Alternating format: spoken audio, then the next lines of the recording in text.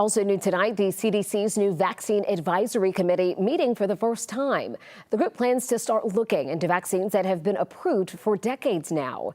This comes, though, as the committee replaces an older one after all of its members were removed by Health Secretary Robert F. Kennedy Jr. 11 Live's Molly Oak joining us live tonight from outside of the CDC. So, Molly, this was a move that many who worked at the agency scrutinized.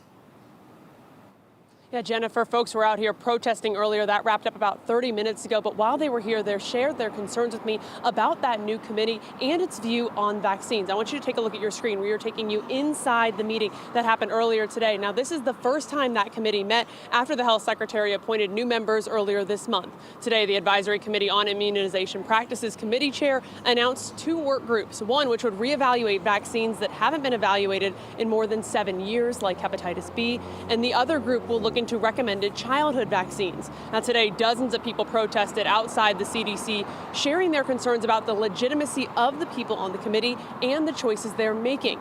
Protesters were out here having what they called a parade of preventable diseases in hopes of showing people what they believe could happen if vaccination standards change.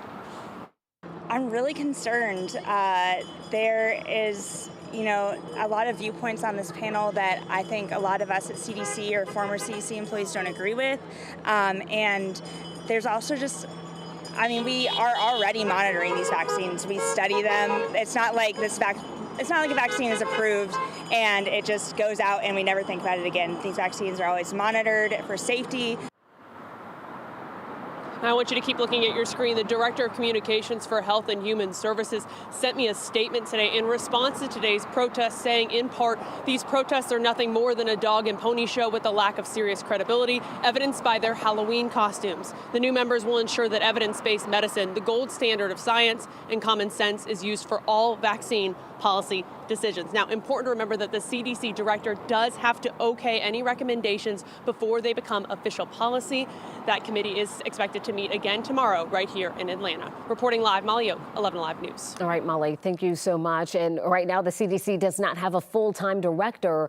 Susan Monarez, President Donald Trump's nominee for the position, is currently going through the Senate confirmation process.